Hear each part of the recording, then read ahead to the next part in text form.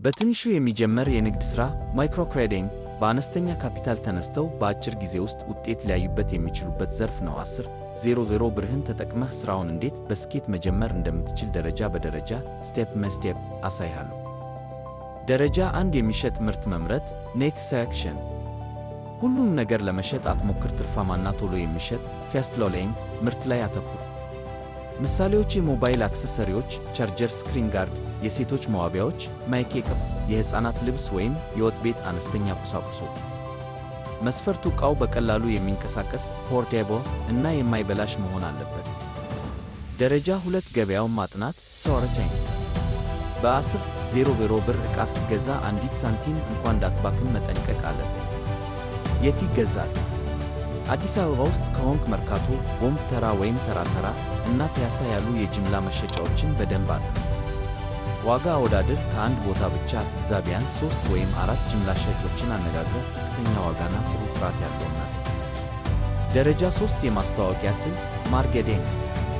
ሱቅ ስለሌለ ሱቅህ ስልክህ ነው። ቴሌግራም ቻናል፣ የራስን ቻናል ክፈት። ጥራት ያላቸው ፎቶዎችን አንስተህ ከነዋጋቸው ፖስት አድርግ። የፌስቡክ እና የቲክቶክ ገጽ፣ በቲክቶክ ላይ ስለ ምርቱ አጭር ቪዲዮዎችን ሥራ። ኔትወርክ፣ ለጓደኞችህ፣ ለቤተሰብህና ለሥራ ባልደረቦችህ የምትሸጠውን ነገር እንገራቸው። የአፍ ማስታወቂያ በኢትዮጵያ ውስጥ በጣም ውጤታማ ነው። ደረጃ 4 ሥራውን መጀመርና ሽያጭ ኤክስኪዩሽን። በጥሬ ገንዘብ ብቻ ሥራ ካፒታል ትንሽ ስለሆነ በዱቤ አትስጥ። ገንዘቡ በፍጥነት መመለስና ለቀጣይ ግዢ መዋል አለበት። አቅርቦት ዲአይዋይ ገረኝ፣ ደንበኞች ዕቃ ከገዙ ባሉበት ቦታ ሆነው እንዲደርሳቸው ማድረግ ሽያጭን ይጨምራል። ራስህ አድርሰህ የትራንስፖርት ክፍያ መጠየቅ ትችላለህ። ደረጃ 5 የገንዘብ አያያዝ ፋይናንሻል ዲስፕሊን። ለዚህ ሥራ ስኬት ቁልፉ ይህ ነው። 1 የመጀመሪያው 10 ብር የማይነካ ነው። ከሽያጩ የምታገኘው ትርፍ ላይ ብቻ ተጠቀም። ዋናው ካፒታል ሁልጊዜም ዕቃ ሆኖ መኖር አለበት። 2 ትርፍህን መልሰህ አፍሰው። ለምሳሌ 2 ብር ትርፍ ካገኘ በሚቀጥለው ጊዜ የ12 ብር ዕቃ ግዛ። በዚህ መንገድ በዓመት ውስጥ ካፒታልህን ከ50 ብር በላይ ማድረስ ትችላለህ። የ6 ወር ዕቅድ ምሳሌ።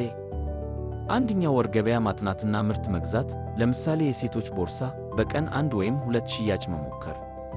ሁለተኛው ወር ከትርፍህ ላይ ማስታወቂያ ቴሌግራም ላይ መስራትና ደንበኞችን ማብዛት። ሦስተኛው ወር የምርት አይነት መጨመር። ለምሳሌ ከቦርሳ ጎን ለጎን ጫማ መጨመር።